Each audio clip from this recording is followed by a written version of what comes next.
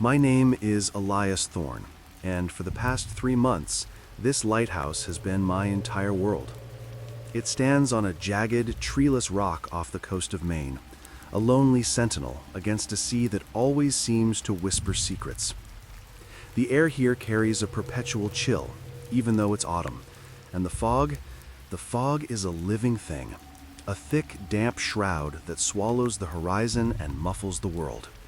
Before this, I was on a much busier station, but after the incident, a phrase my former superiors used with hushed tones and knowing glances, I requested the most isolated post available.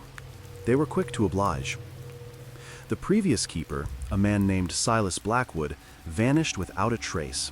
His personal effects were left behind, a half-finished cup of tea on his desk, his pipe still in the ashtray.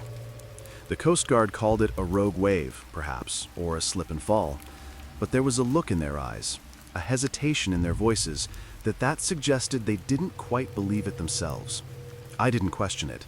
Isolation was what I craved, a balm for a conscience that still sees the ghost of the star of the sea sinking beneath the waves.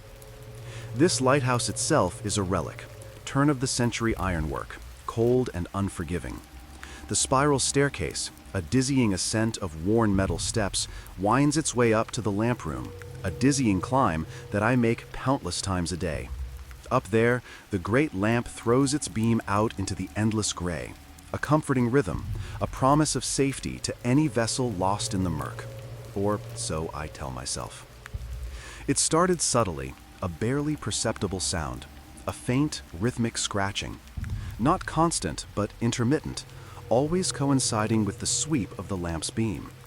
When the light passed a certain point in its rotation, I'd hear it, a delicate scraping, like fingernails dragging across metal, coming from within the hollow column of the spiral staircase.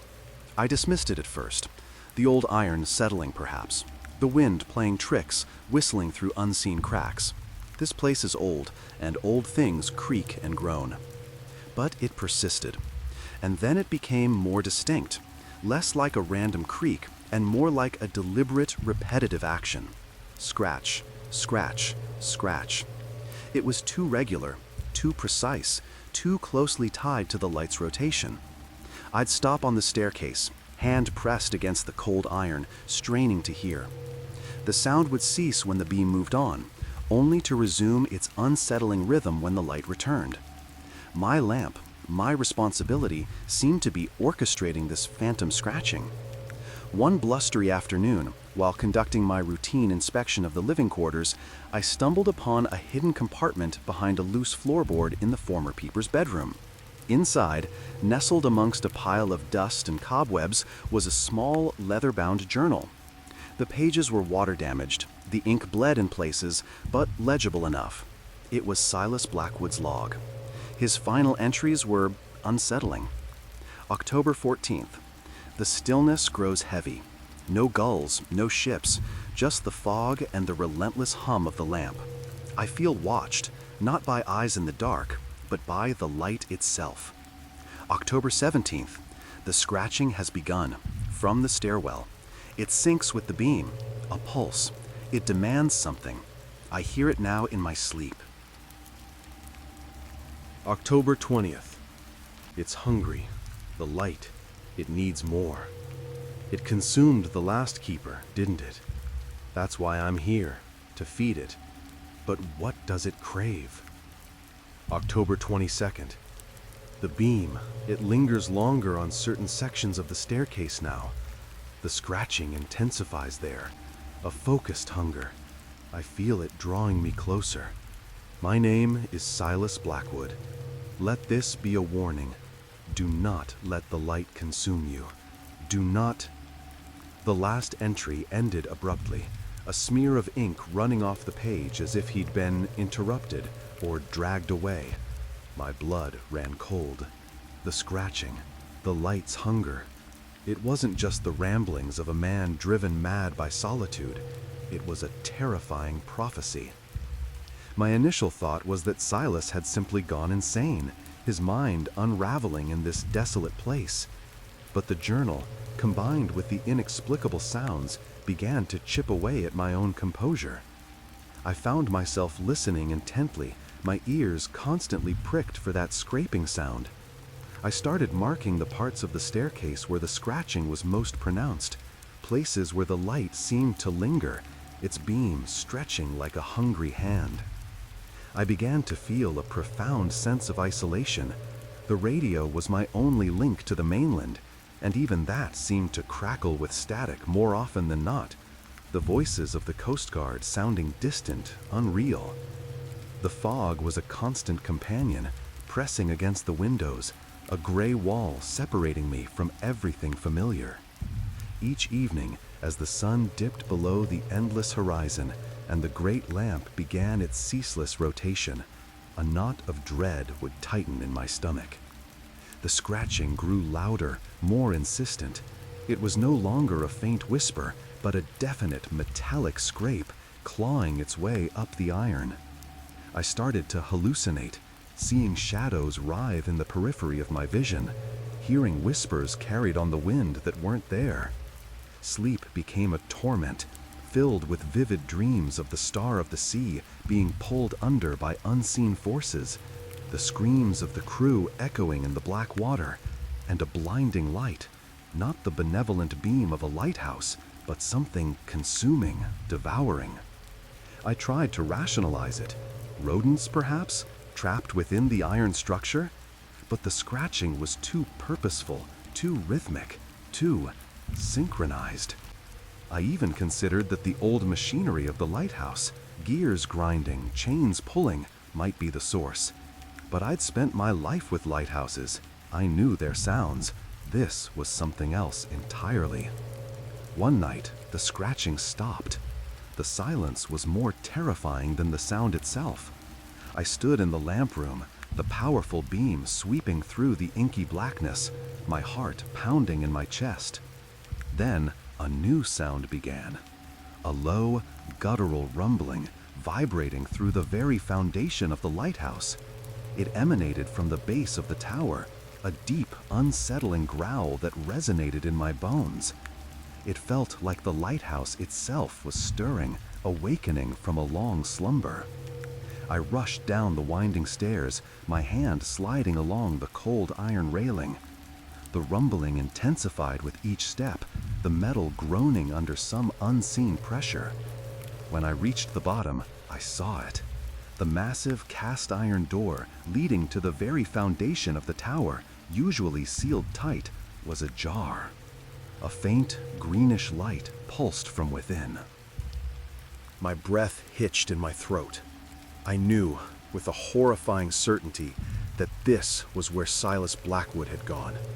This was where the light's hunger was truly sated. The air emanating from the opening was thick with the smell of salt and decay, something ancient and terrible. A primal fear seized me, urging me to turn and flee, to escape this stone monstrosity. But a strange, compelling curiosity, a morbid fascination, pulled me towards the open doorway. It was as if the lighthouse, or whatever dwelled within it, was calling to me, drawing me in. As I peered into the blackness, the greenish glow pulsed brighter, revealing a cavernous space carved directly into the rock.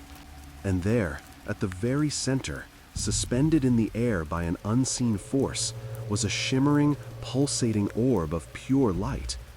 It wasn't the clear, steady light of the lamp above, but a sickly, iridescent glow that shifted and swirled like liquid starlight. And within its depths, I saw fleeting, indistinct shapes, struggling. The rumbling intensified, and a deep, resonant hum filled the air, reverberating through my very being. The orb of light seemed to expand, its tendrils reaching out like ethereal tentacles towards the opening. And from within, I heard them, faint, desperate whispers, carried on an unholy wind, voices, plural, not just Silas, but others. Previous keepers, perhaps? Sailors lost to the sea? Their cries were of despair, of being trapped, consumed. I stumbled back, my mind reeling. The scratching, the journal entries, the rumbling.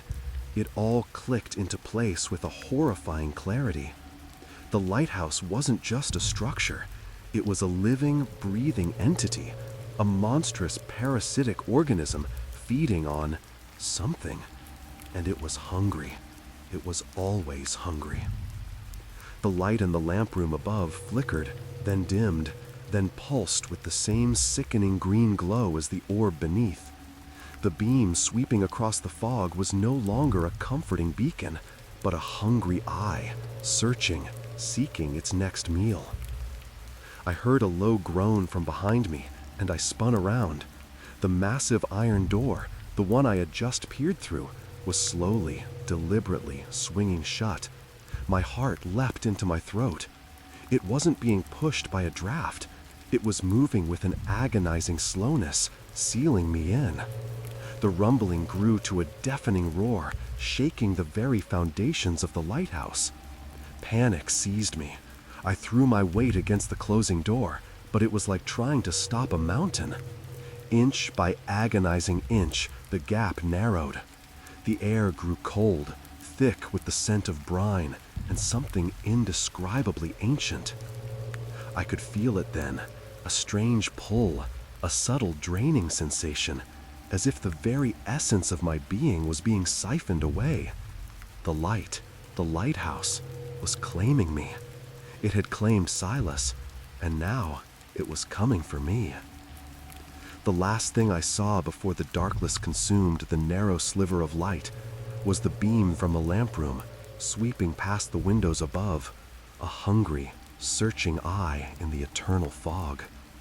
And I heard it, a faint, rhythmic scratching, not from within the walls, but from inside my own head, mirroring the terrible pulse of the hungry light.